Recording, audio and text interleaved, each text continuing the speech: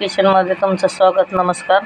मी आता ही ज्वारी आणि तांदूळ भिजत घातले ते 3 दिवस धुवून चांगले. तांदूळ आणि ज्वारी त्याच्या आपल्याला पापड्या बनवायच्या. लाटून बनवू शकतो, चक्कीहून दळून आणावं लागतो. आणि आपल्याला असं पळीनं घालायचे असले पापड्या तर हे बघा, हे मिक्सरमध्ये मी बारीक करून घेतलं. आता हे असं बारीक करून घेतलं, हे लापशीसारखं. आणि मी फोडणी पण दिलं थोडंसं, म्हणजे तेल वगैरे नाही टाकलं.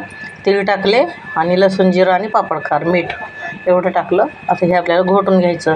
घोटून घेतल्याच्या पळीचे पापड टाकायचे. असं उकळी आलेलं आहे, आपल्याला असं घोटून घ्यायचं. आणि ते घट्ट पण होतं आहे. अशा सांजा होतात त्या जाड थोड्याशा. ते थोडंसं आपल्याला करायचं. पापड्या पण होतात आणि हे 5 पळीचे पापड पण होतात. झालं घोटून. आता शिजून घेतलं का त्याचे पळीचे पापड टाकायचे. असे शिजून झालं आणि असे पळी पापड आपले करायला छान. आणि आता मी काही सांगत नाही. शिजून झालं, करून झाले. आणि सुकायला टाईम लागतो ना, त्याच्यामुळे सुकून नंतर तुम्हाला तळून दाखवेल किंवा भाजून दाखवेल. असे पळी पापड छान होतात केले तर.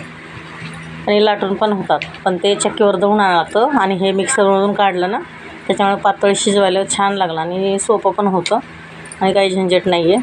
तुम्ही पण करून बघा. तांदळाच्या आणि ज्वारीच्या पापड्या, धापुडे पण म्हणतात, पापड्या पण म्हणतात. कमेंट करा, लाईक करा. धन्यवाद.